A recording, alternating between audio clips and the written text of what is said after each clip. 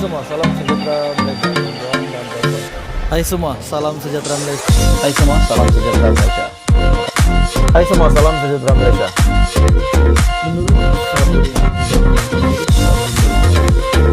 Hai semua, salam sejahtera Malaysia. Tuan-tuan dan puan-puan semua. Hai semua, salam sejahtera Malaysia. Tuan-tuan dan puan-puan semua, seperti yang kita tahu, 4 kerusi Parlimen Sabah yang nasibnya telah ditentukan bahwa mereka tidak perlu mengosongkan kerusi. Dan sudah pasti ini kejutan kepada Muhyiddin Yassin sebagai pengerusi, sebagai Presiden Bersatu, Presiden PPBM. Tapi pada akhirnya, keputusan Johari, menurut satu kenyataan, keputusan yang telah dibuat oleh Speaker Dewan, Speaker Johari, keputusannya boleh dicabar di mahkamah. Akhirnya keputusan beliau boleh dicabar di mahkamah. Jadi, adakah Bersatu ataupun Muhyiddin akan mencabar keputusan ini untuk mengosongkan keempat kerusi parlimen itu kerana terdapat banyak pertikaian tentang kemenangan keempat ahli parlimen Bersatu ini menurut Bersatu, menurut Muhyiddin, bahwa kemenangan mereka itu bukan untuk GRS tetapi untuk Bersatu. Disebabkan mereka adalah ahli Bersatu. Tetapi mereka telah membuat dakwaan bahwa keempat ahli parlimen ini membuat dakwaan bahwa mereka memang sudah menyertai ataupun sudah menjadi ahli langsung GRS sejak sebelum PRU 15. Dan mereka mendakwa mereka menang di atas tiket GRS bukan tiket Bersatu. Peguam membuat kenyataan, keputusan Johari boleh dicabar di mahkamah. Timbul persoalan, sama ada Bersatu boleh mencabar keputusan Speaker Dewan Rakyat Johari Abdul yang akhirnya membenarkan keempat bekas ahli parlimen Bersatu di Sabah untuk mengekalkan kerusi mereka.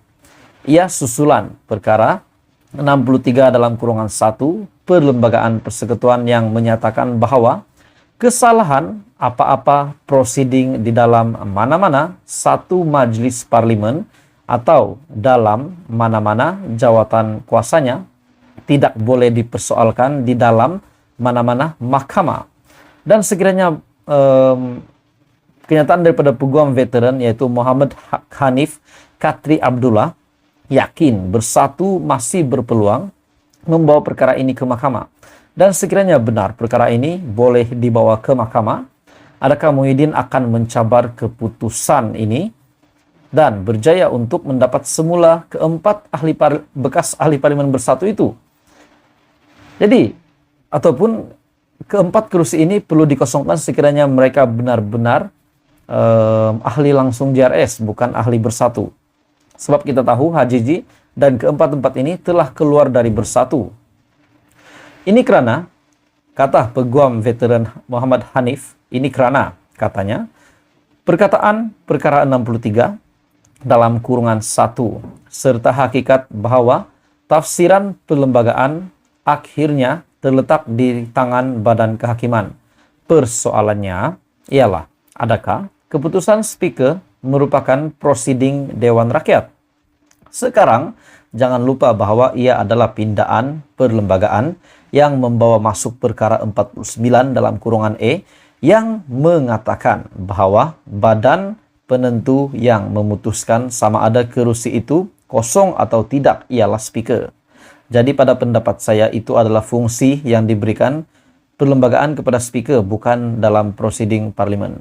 Dan adakah ini bermakna Muhyiddin Yassin dan Bersatu ada harapan untuk mendapat semula keempat ahli Bersatu itu? Apa komen Anda? Teruskan bersama di dalam channel ini untuk perkembangan politik yang seterusnya. Ramai yang bertanya, apa status KJ? Apa langkah Khairy Jamaluddin selepas ini? Setelah ada yang mengatakan bahwa memang 2 jawatan tertinggi UMNO ataupun 2 pintu UMNO ataupun 2 kerusi tertinggi UMNO tidak dipertandingkan. Bagaimana pula dengan nasib Khairy Jamaluddin hari ini? Sudah pasti di dalam UMNO terdapat banyak kem-kem Ada yang menyokong KJ, ada yang menyokong Presiden UMNO Zahid Hamidi. Pintu nomor 1 dan pintu nomor 2 UMNO ditutup. Apa langkah Khairi Jamaluddin selepas ini? Adakah beliau akan keluar dari UMNO, menubuhkan parti baru atau sebagainya? Banyak pendapat penganalisis politik. Terdapat satu pendapat daripada seorang penganalisis politik yang percaya KJ masih boleh menjadi kuasa yang kuat di dalam UMNO walaupun keputusan parti pada Sabtu ataupun pada 14 Januari 2023 yang menghalang cita-citanya untuk merampas salah satu kursi tertinggi UMNO, yaitu Presiden UMNO dan Timbalan Presiden UMNO.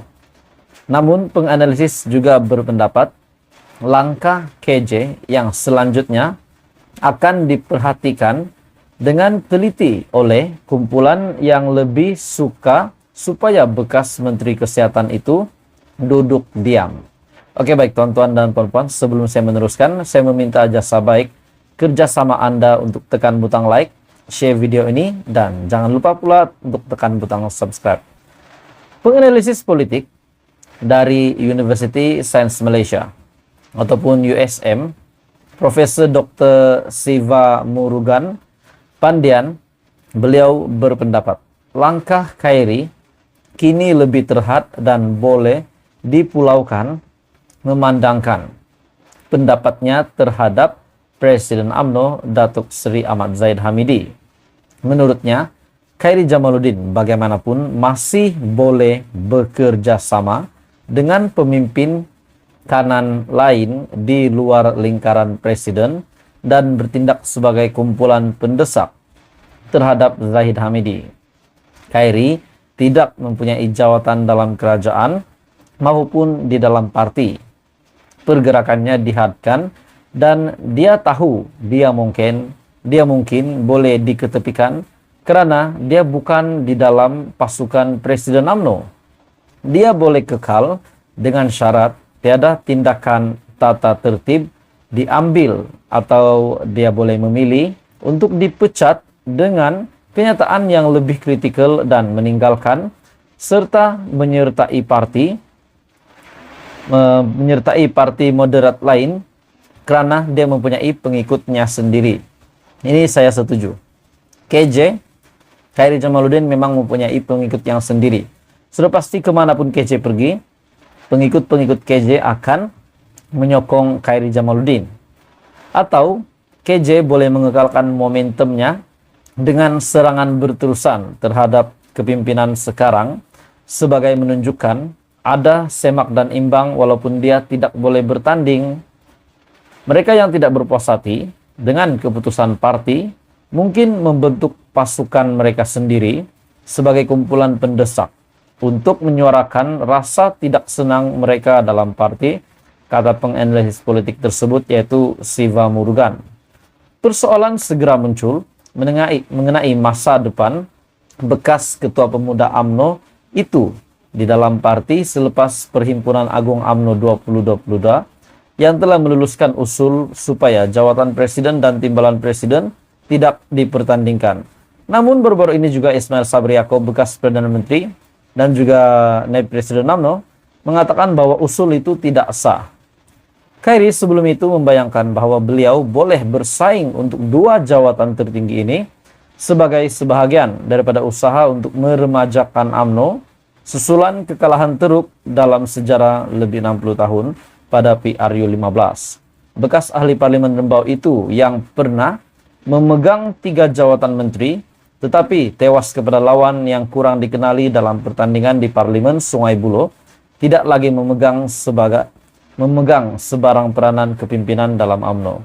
Jadi akhirnya pintu nomor 1 dan 2 UMNO ditutup. Apa langkah KJ seterusnya? Kita sama-sama nantikan. Adakah beliau akan terus berada dalam UMNO ataupun beliau akan terus ingin meneruskan hasrat beliau untuk menjadi presiden ataupun timbalan presiden UMNO. Jadi tuan-tuan dan puan semua, teruskan bersama dalam channel ini. Jangan lupa tekan butang like, share, dan subscribe.